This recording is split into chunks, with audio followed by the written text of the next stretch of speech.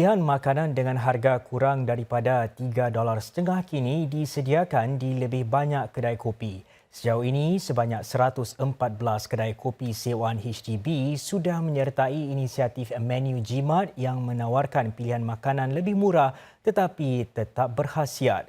Pihak HDB yakin dapat mencapai matlamatnya menarik penyertaan 130 kedai kopi ke dalam inisiatif ini menjelang akhir tahun serta di semua 374 kedai kopi sewaan HDB dalam masa lagi 3 tahun.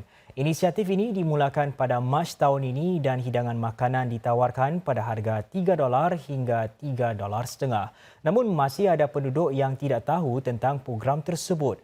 Para penduduk boleh menggunakan portal Budget Meal GoWare untuk mengetahui gerai-gerai yang menyertai inisiatif menu jimat.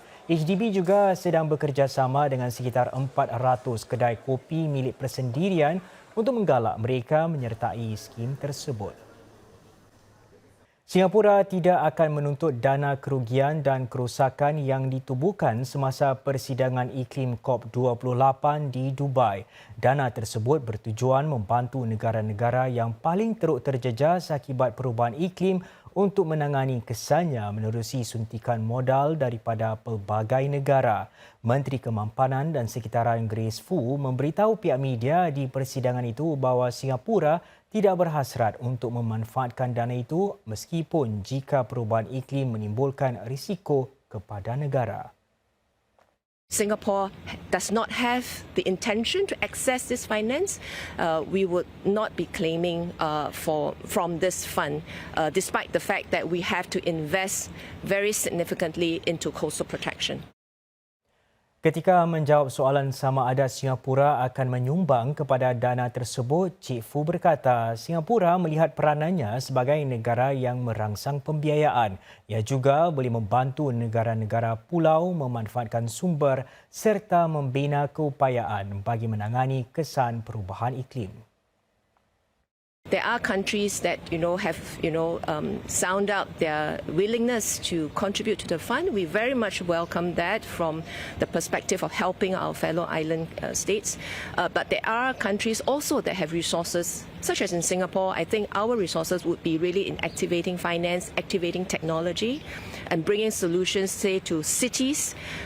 So each one of us, if we are able to find our own way to contribute to climate action, I think that's to be welcomed.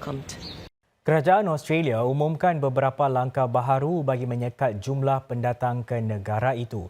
Ia bertujuan membendung lonjakan pendatang selepas pandemik COVID-19 berlalu serta meredakan kemarahan rakyat disebabkan kenaikan kos sara hidup. Antara yang dirancang termasuk mengetatkan peraturan visa bagi pelajar antarabangsa serta pekerja kurang mahir. Jangkanya pelajar dari luar perlu meraih markah lebih tinggi dalam ujian bahasa Inggeris. Ini bermakna mereka mungkin tidak lagi mudah untuk menetap lebih lama di Australia. Namun seorang ejen pendidikan di sini berkata langkah baharu ini tidak akan memberi kesan ketara kepada rakyat Singapura yang ingin melanjutkan pengajian di negara itu.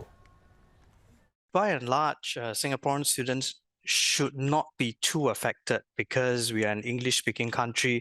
Our schools are all teaching in English.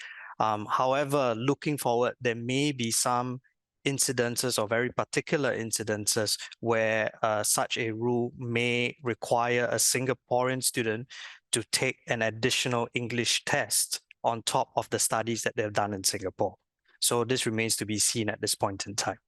Timbalan Perdana Menteri Lawrence Wong akan mempengerusikan bersama program pemimpin muda Singapura Brunei untuk pertama kalinya. Para pemimpin generasi berikutnya dari kedua-dua negara mengadakan lawatan seumpama itu setiap tahun untuk mengukuhkan lagi hubungan dua hala. Encik Wong berkunjung ke Brunei mulai hari ini hingga Khamis bersama 5 lagi penyandang jawatan politik. Program itu turut dipengerusikan bersama oleh Putera Mahkota Al-Muhtadi Billah yang juga seorang Menteri Kanan Brunei. Para pemimpin dari kedua-dua negara juga akan membincang bidang-bidang kerjasama baharu seperti ekonomi hijau. Di samping itu, DPM Wong akan menyampaikan ceramah khas mengenai keutuhan hubungan Singapura-Brunei kepada para hadirin yang terdiri daripada para pegawai kanan dan ahli akademik. Singapura dan Brunei bakal meraihkan ulang tahun hubungan diplomatik yang ke-40 tahun depan.